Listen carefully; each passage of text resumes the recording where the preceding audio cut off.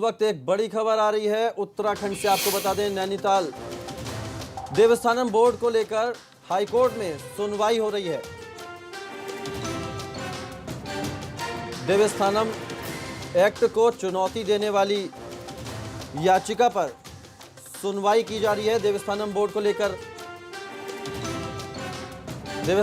को लेकर बड़ा फैसला आ सकता है। और इस खबर पर ज्यादा जानकारी के साथ हमारे संवाददाता कमल जगाती हमारे साथ जुड़ गए। कमल, देवस्थानम बोर्ड को लेकर जो हाईकोर्ट में सुनवाई चल रही है, क्या कुछ अपडेट है इसमें? जी कौशल, बिल्कुल आपने बिल्कुल ठीक कहा। इसमें सुनवाई शुरू हो गई है और जो भारतीय जनता पार्टी के राज्यसभा सांसद सुब्रमण्यम स्वामी हैं, उनकी जो स्थानीय अधिवक्ता है मनीषा भंडारी, वो इस केस को परस्यू कर रही हैं, कोर्ट के सामने सारी अपना पक्ष रख रही हैं। इसमें कोर्ट ने पहले सरकार का वर्जन लिया था, जिसके बाद आज अपना जवाब देने के लिए याचिकाकर्ता की अधिवक्ता मनीषा ने अपना बातें कोर्ट के सामने रखी हैं। लगातार जारी है ये सुनवाई और उम्मीद है कि जल्द कोर्ट या तो इसको रिजर्व करेगा या फिर इसमें कोई बड़ा निर्णय देगा। जी कौशल, तो क्या माना जाए, क्या ये फैसला आज ही आ सकता है या इसमें कुछ वक्त लगेगा? इसमें कोई दो राय नहीं कि कौशल इसमें आज ही कोई निर्णय आ जाए। ये उच्च न्यायालय का प्रेरोगेटिव होता है, उनका अधिकार होता है कि वो अगर समझते हैं कि इसमें ये एक्ट को गलत तरीके से बनाया गया है, ये इसको सही तरीके से बनाया गया है, तो कोर्ट आज ही इस पर निर्णय दे सकता है। हालांकि ऐसा अमूमन ये भी देखा गया है कि कोर्ट इस पूरे मसले को रिजर्व कर लेता है, उसको सुरक्षित रख लेता है अपने ऑर्डर को और बाद में रिवील करता है। तो ऐसा भी माना जा रहा है कि इस कोर्ट इसमें ऑर्डर को सुरक्षित रख के बाद में कभी अपना निर्णय दे। बहुत शुक्रिया कमल आपका तमाम जानकारी के लिए। तो देवस्थानम बोर्ड को लेकर हाईकोर्ट में सुनवाई हो रही है और बड़ा फैसला हो सकता है।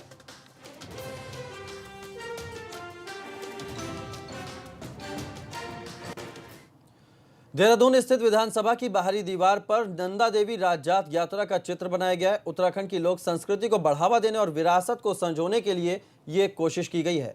विधानसभा अध्यक्ष ने इस चित्र का अनावरण किया और ये तस्वीरें उस वक्त की हैं जब नंदा देवी राजजात यात्रा के चित्र का अनावरण किया गया। कि क्यों ना एक नंदा देवी राजजात यात्रा, जो विश्व की सबसे बड़ी पैदल यात्रा मानी जाती है, वो भी हमारे उत्तराखंड में ही है। जैसे मैंने कहा कि उत्तराखंड अनेकों दृष्टि से अलग है, उस नाते इसका भित्ति चित्र यहाँ बनाने का मैंने संकल्प लिया, जो आज यहाँ पूरा हो रहा है। और मैं माँ का भी धन्यवाद कर रहा हूँ कि जिसकी कृपा से आज ये कार्यक्रम संपन्न भी हुआ और उम्मीद कर रहा हूँ कि माँ का आशीर्वाद हम सबको इसी प्रकार मिलता रहे। आगे बढ़ते हैं। कोटद्वार में अवैध खनन की शिकायत पर राजस्व, सिंचाई और वन विभाग की टीम ने मिलकर छापेमारी की। सर्वे के दौरान प्रशासन की टीम ने खो नदी में मानकों के विपरीत खनन की पुष्टि की है। टीम का कहना है कि नदी कई जगहों पर चैनलाइजेशन कार्य में 1/4 भाग नहीं छोड़ा गया। कई जगहों पर 20 से 22 फीट के गहरे गड्ढे कर दिए गए, जहां बारिश होने पर जल जमाव होकर खतरा पैदा हो सकता है।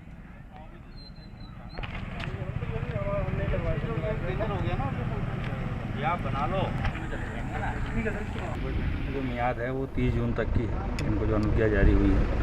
तो समापन से पहले पूरा मूल्यांकन करने के दृष्टिकोण से और एक निरीक्षण के दृष्टिकोण से आज यहाँ पे एक बृहद पैमाइश के तौर पे पूरे सभी रिवर चैनल क्षेत्रों का जो है वो निरीक्षण किया गया है। अभी फ़िलहाल खो नदी के जो 4 रिवर चैनल अनुज्ञाएँ स्वीकृत हुई थी, उसका निरीक्षण हुआ है और इन्हें बहुत जगह पाया गया है कि कहीं कहीं पे जहाँ पे जो 1/4 भाग छोड़ा जाना चाहिए था, वो अपेक्षित मात्रा में बहुत ज़्यादा स्थान नहीं है। 1 या 2 पॉइंट हमें ऐसे मिले जहाँ पे छोड़ा जाना चाहिए था, नहीं छोड़ा है। इसके लिए विधिवत आगे कार्रवाई की जा रही है। रुद्रप्रयाग में पानी के अंदर सांप और चूहे तक निकल रहे हैं। लोगों का कहना है कि पिछले कई दिन से उन्हें दूषित पानी की सप्लाई हो रही है। ऐसे में बीमारियों के फैलने की आशंका बनी हुई है। उधर जल संस्थान के खिलाफ लोगों में गुस्सा है।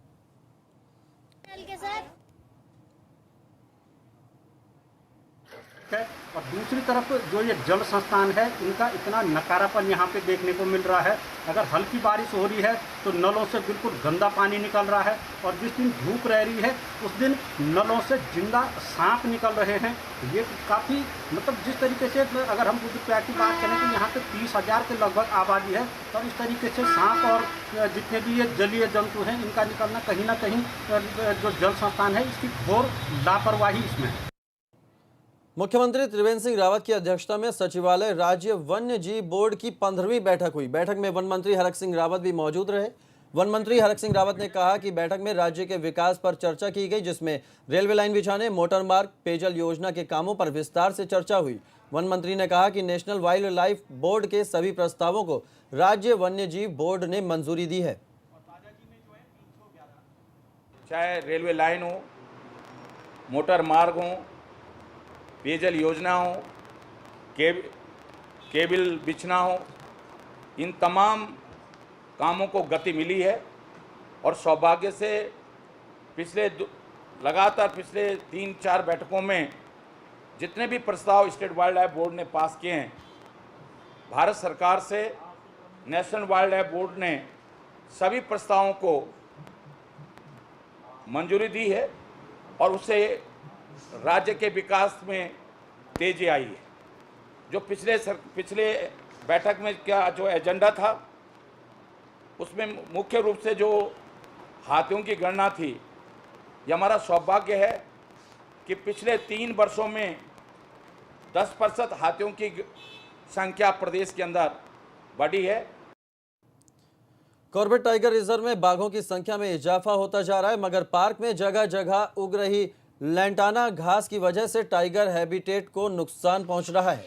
ऐसे में अब कॉर्बेट में लैंटाना को खत्म करने के लिए अभियान चलाया जा रहा है। लैंटाना घास की जगह ग्रास लैंड विकसित किए जा रहे हैं। वर्तमान में ढिकाला, बिजरानी, झिरना और कालागढ़ में करीब 800 हेक्टेयर जमीन पर यह काम हो रहा है।